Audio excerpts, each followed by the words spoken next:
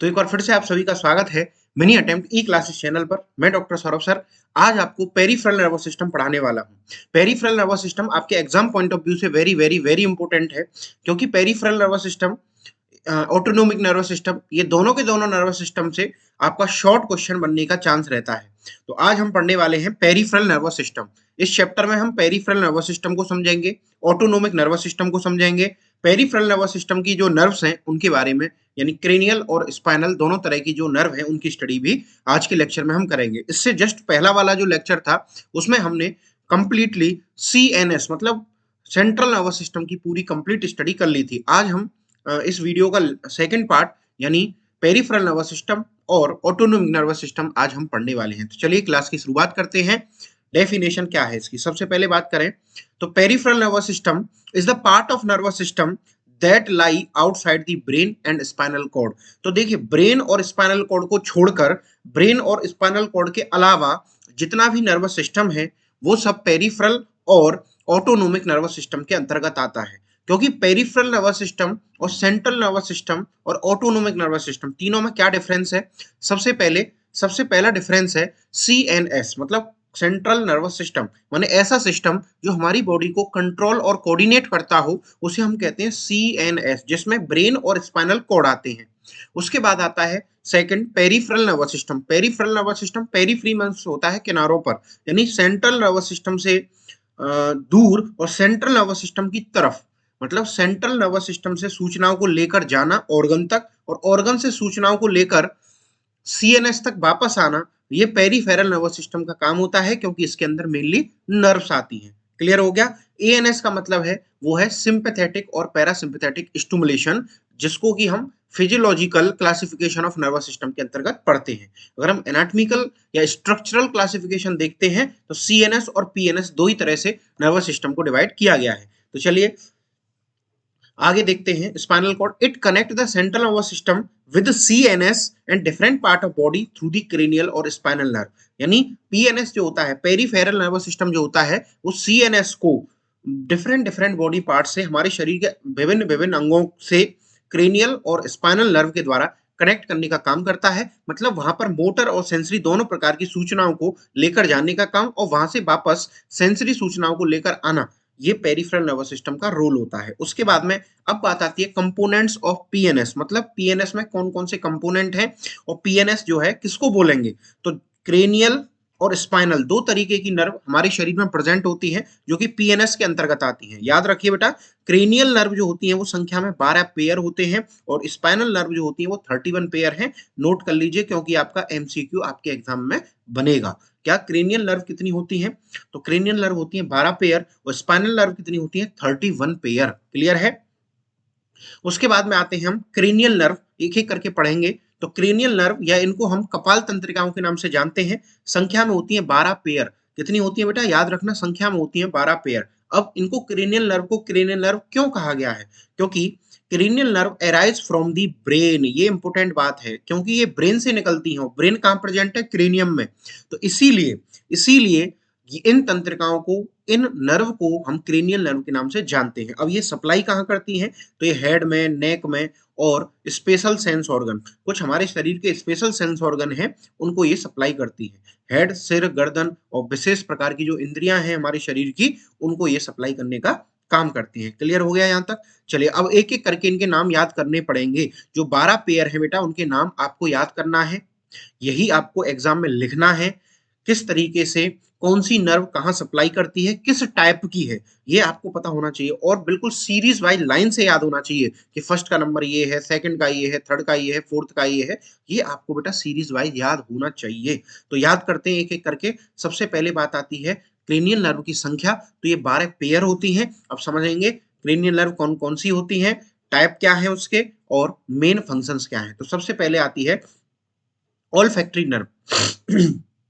जो olfactory nerve होती है, सबसे पहली क्रेनियल नर्व होती है बेटा, जो ऑल्फैक्टरी नर्व है उसका टाइप है सेंसरी, मतलब ये सेंसरी नर्व होती है और इसका मेन फंक्शन होता है सेंस ऑफ स्मेल, मतलब ये खुशबू को पहचानने में या स्मेल को पहचानने में हेल्प करती है। उसके बाद में दूसरे नंबर पे आती है ऑप्टिक नर्व, जो कि सेंसरी नर्व होती है और जो विजन में हेल्प करती है। विजन माने देखने में मदद करती है। अच्छा, सेंसरी और मोटर में फर्क पता है? सेंसरी नर्व और मोटर में क्या फर्क है? सेंसरी और मोटर का फर्क ये है, सेंसरी का मतलब ऐसी सेंसेशन यानी ऐसी नर्व जो ऑर्गन से सेंसेशन को CNS तक लेकर के आती है, माने ब्रेन और स्पाइनल कॉर्ड तक लेकर जाती है। और मोटर किसे कहते हैं? मोटर नर्व कौन सी होती हैं? जो CNS से सेंसेशन को ऑर्गन्स तक लेकर के जाती हैं, उन्हें हम क्या कहते हैं? Motor nerve. ये याद रखना, ठीक है। उसके बाद में थर्ड नंबर पे आता है बेटा ओक्यूलोमोटर। तीसरे नंबर की कौन सी है? ओक्यूलोमोटर। मोटर फंक्शन होता है, नाम से ही क्लियर हो रहा है, और हेल्प करती है आई के मूवमेंट में, प्यूपिल के कॉन्स्ट्रिक्शन में, प्यूपिल को कॉन्ट्रैक्ट करने में और आई को मूव कराने में, यानी जो हमारी आई बॉल है राइट लेफ्ट ऊपर नीचे जो घूमती है वो इसी की मदद से घूमती है। उसके बाद में फोर्थ नंबर है ट्रोक्लियर, जो कि मोटर नर्व होती है, आई का इससे मूवमेंट होता है डाउनवर्ड और इनवर्ड। उसके बाद में ट्राइजेमिनल, इसमें दोनों ही फंक्शन होते हैं, मतलब सेंसरी और मोटर, और ये फेस के सेंसेशंस के लिए और च्युइंग चबाने के लिए रेस्पॉन्सिबल होती है। उसके बाद में अगली छठवें नंबर की होती है एब्डुसेंस, या जो कि मोटर है, ठीक है, और लेटरल मूवमेंट ऑफ द आई, आई का जो लेटरल मूवमेंट होता है उसे कराने के लिए हेल्प करती है। उसके बाद में फेशियल नर्व, ये बोथ यानी मोटर और सेंसरी दोनों फंक्शंस होते हैं इसके अंदर। ये फेशियल एक्सप्रेशन और टेस्ट के लिए, मतलब anterior to third part of tongue, tongue के आगे वाले 2/3 हिस्से पर ये सप्लाई देती है, जिससे हमें टेस्ट का स्वाद का पता चलता है। उसके बाद में वेस्टिबुलो कोक्लियर नर्व, ये सेंसरी नर्व होती है जो हियरिंग और बैलेंस के लिए कान को सप्लाई करती है, इसलिए सुनने और बैलेंसिंग में हेल्प करती है। अगली है ग्लोसोफेरेंजियल नर्व, ये मोटर और सेंसरी दोनों फंक्शन होते हैं, इसलिए टेस्ट को पहचानने में हेल्प करती है, मतलब जीव के पिछले हिस्से में 1/3 हिस्से में, और स्वेलोइंग निगलने में हेल्प करती है।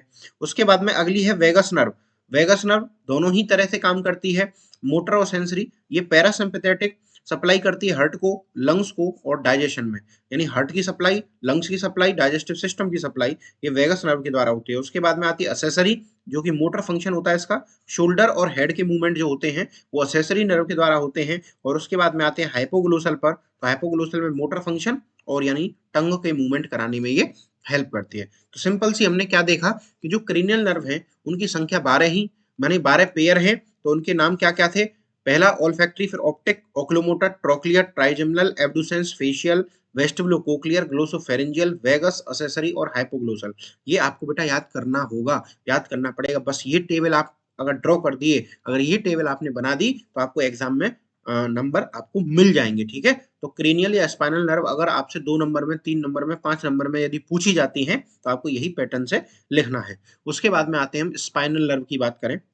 सेकंड नंबर की जो नर्व है, स्पाइनल नर्व जो होती है वो 31 पेयर होती है बेटा। कितने होते हैं? 31 पेयर होते हैं। मिक्स नर्व होती है, यानी सेंसरी मोटर दोनों तरीके के इसमें फंक्शंस होते हैं, सेंसरी मोटर दोनों तरीके के फंक्शन होते हैं। और क्योंकि ये स्पाइनल कॉर्ड से अराइज होती हैं, स्पाइनल कॉर्ड से निकलती हैं, इसीलिए इनको हम स्पाइनल नर्व कहते हैं। और ये सप्लाई करती है बेटा ट्रंक रीजन को, लिम्ब को और नेक को, मतलब ट्रंक रीजन, चेस्ट और थोरेसिक रीजन और एब्डोमिनल रीजन दोनों को मिलाकर के ट्रंक बोलते हैं। लिम्ब हाथ और पैर और नेक गर्दन, इनको सप्लाई करने का काम करते हैं। एक स्पेशल बात, each spinal nerve contain sensory and motor fibre.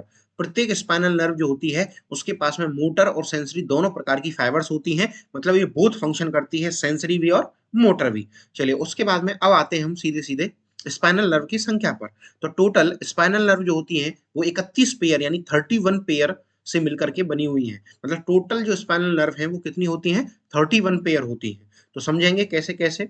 तो सबसे पहला अगर रीजन के हिसाब से देखें तो इनको 5 तरह से डिवाइड किया गया है, 5 रीजन में बांटा गया है स्पाइनल नर्व को। वो कौन कौन से हैं? पहला है सर्वाइकल, फिर दूसरा है थोरेसिक, तीसरा है लंबर, चौथा है सैक्रल और पांचवा है कोक्सियल। तो सर्वाइकल, थोरेसिक, लंबर, सैक्रल और कोक्सियल, इनमें इसको 5 रीजन में बांटा गया है। इन रीजन के आधार पर कितनी नर्व क्या होती है उनकी संख्या समझेंगे। तो सर्वाइकल रीजन में 8 पेयर होते हैं, 8 नर्व का पेयर होता है C1 से लेकर के C8 तक।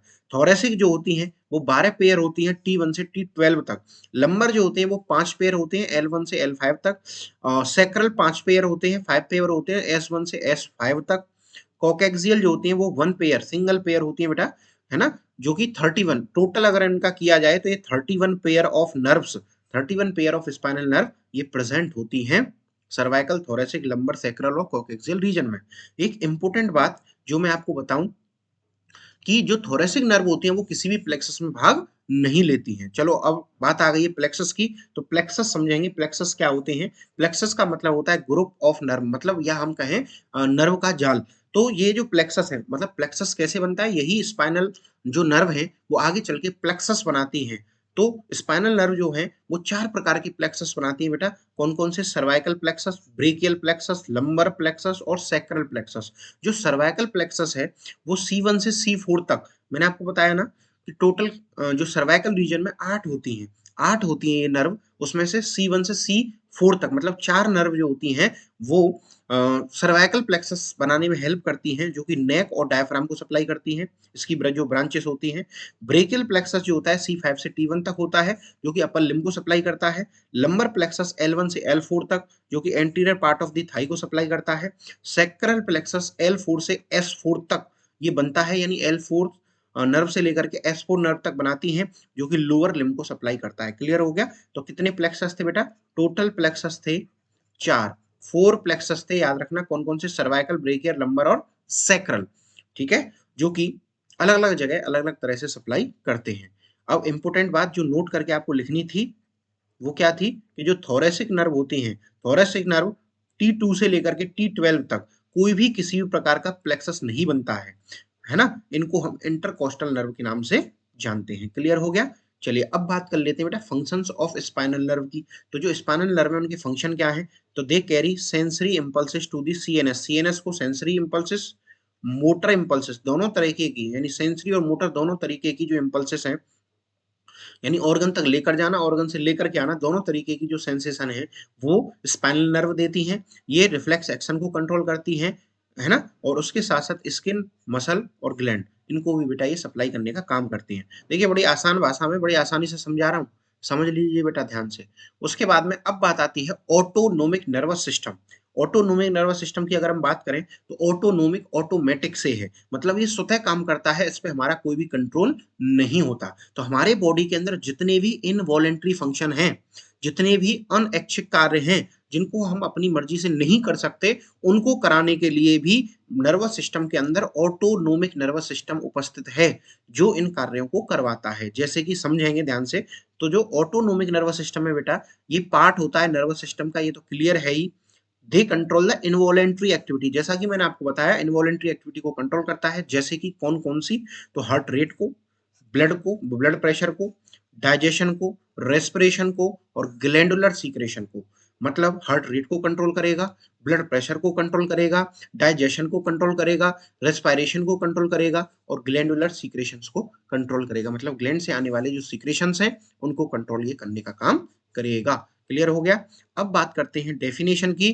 तो एएनएस की अगर हम डिवीजन की अब बात करें, डिवीजन की, तो एएनएस को दो तरह से, दो डिवीजन में डिवाइड किया गया है, एक सिंपैथेटिक और एक पैरासिम्पैथेटिक नर्वस सिस्टम। बेटा आपको जब एएनएस आता है शॉर्ट में आएगा, इस तरीके से लिखना है।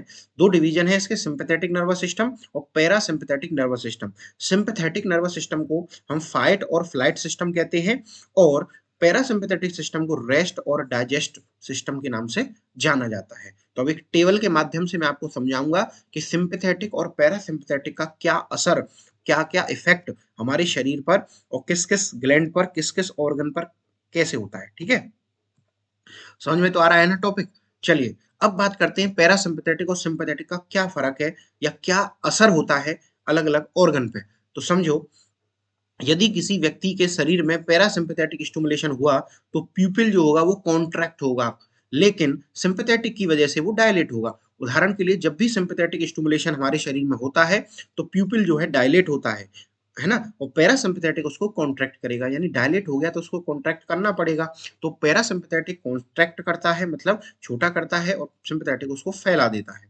हार्ट पर क्या प्रभाव पड़ता है? पैरासिम्पैथेटिक की वजह से हार्ट में स्लो हार्ट बीट, माने हार्ट की जो रफ्तार है वो धीमी हो जाती है, और सिंपैथेटिक के कारण हार्ट की रफ्तार बढ़ जाती है। तो हमने अभी तक क्या देखा कि सिंपैथेटिक जो है किसी भी फंक्शन को बढ़ाने का कार्य कर रहा है, मोस्टली इंक्रीज करने का काम करता है, और सिंपैथेटिक उसी काम को घटाने का काम करता है, मतलब एक दूसरे के अपोजिट काम कर रहे हैं ये। अच्छा, एयरवे पे क्या प्रभाव पड़ेगा? जैसे ब्रोंकाई, ब्रोंक्यूल्स, इन पे क्या प्रभाव पड़ेगा? ये ब्रोंकियल टिब्यूल्स को क्या करते हैं? कॉन्ट्रैक्ट करने का काम करते हैं, और सिंपैथेटिक स्टिमुलेशन के द्वारा ये ब्रोंकियल जो ट्यूब्यूल्स हैं, यानी जो एयरवे है वो डायलेट हो जाएगा, मतलब फैल जाएगा, उसके बाद में लिवर पर क्या प्रभाव पड़ेगा, तो ये बाइल का सीक्रेशन को स्टिमुलेट करेगा, मतलब पैरासिम्पथेटिक की वजह से लिवर स्टिमुलेट करेगा बाइल के सीक्रेशन को, यानी बाइल ज्यादा निकलेगा। और जब सिंपैथेटिक स्टिमुलेशन होगा तो स्वेट ग्लैंड जो है वो पसीना छोड़ेंगी, मतलब ज्यादा सीक्रेशन करेंगी। अगर हम ब्लड वेसल की बात करें तो ब्लड वेसल क्या करेगा, यानी पैरासिम्पथेटिक का ब्लड वेसल पर क्या प्रभाव पड़ेगा, ये कॉन्ट्रैक्ट करेगा। लेकिन जो सिंपैथेटिक है वो डायलेट कर, सॉरी, ब्लड वेसल पे ये कॉन्स्ट्रिक्शन का काम करता है पैरासिम्पथेटिक। और लिवर पर क्या प्रभाव पाएगा, लिवर पर आएगा सिंपैथेटिक के कारण ग्लाइकोजन को ग्लूकोज में बदलने की जो प्रक्रिया है वो तेज हो जाएगी। डाइजेस्टिव सिस्टम पे क्या प्रभाव पड़ेगा, पैरासिम्पैथेटिक के कारण डाइजेस्टिव सिस्टम स्टिमुलेट होगा, यानी उसकी एक्टिविटीज बढ़ेंगी। लेकिन सिंपैथेटिक की वजह से इसकी एक्टिविटीज डिक्रीज हो जाएंगी, डाउन हो जाएंगी। ठीक है। यूट्रस पर क्या प्रभाव पड़ेगा, रिलैक्स हो जाएगा यूट्रस। और सिंपैथेटिक की वजह से वेजाइना में कॉन्स्ट्रक्शन यानी यूट्राइन कॉन्ट्रैक्शन देखने को मिलेंगे। अच्छा, एड्रिनल ग्लैंड स्टिमुलेट हो जाती हैं, ध्यान रखना। एड्रिनल ग्लैंड स्टिमुलेट होकर के एड्रेनालाइन सीक्रेट करने लगती हैं, क्योंकि ये एड्रेनालिन जो हार्मोन होता है वही हार्मोन फाइट और फ्लाइट के लिए काम आता है। ठीक है। तो एड्रिनल ग्लैंड जो है स्टिमुलेट हो जाएंगी ड्यू टू सिंपैथेटिक स्टिमुलेशन। अब यूरिनरी सिस्टम पे क्या प्रभाव पड़ेगा, कि जो यूरिनरी सिस्टम पे प्रभाव की वजह से, पैरासिम्पैथेटिक के प्रभाव की वजह से यूरिनरी आउटपुट बढ़ जाएगा। लेकिन सिंपैथेटिक के कारण ब्लैडर जो है वो रिलैक्स हो जाएगा, लेकिन यूरिन का सीक्रेशन नहीं हो, मतलब सीक्रेशन तो होगा लेकिन एक्सक्रीशन नहीं होगा। ठीक है, समझ में आ गई बात। तो आज हमने पढ़ा बड़ा ही इंपॉर्टेंट टॉपिक नर्वस सिस्टम का, एएनएस और पीएनएस, जो कि शॉर्ट क्वेश्चन आपसे पूछा जाता है। अगर आपको ये लेक्चर अच्छा लगा हो तो मिनी अटेम्प्ट ई क्लासेस को बेटा सब्सक्राइब करिए, बेल आइकन को जरूर दबाइए, जिससे आपको सारे नोटिफिकेशन मिले। और हाँ, अगर आपको इस वीडियो का लिंक और पीडीएफ चाहिए तो आपको टेलीग्राम चैनल पर जाइए मिनी अटेम्प्ट ई क्लासेस के, वहां पर आपको ये वीडियो का लिंक और उसके नोट्स आपको वहां से मिल जाएंगे। थैंक यू वेरी मच, मिलते हैं बेटा नेक्स्ट क्लास में, जो कि होगी डाइजेस्टिव सिस्टम के ऊपर। Thank you.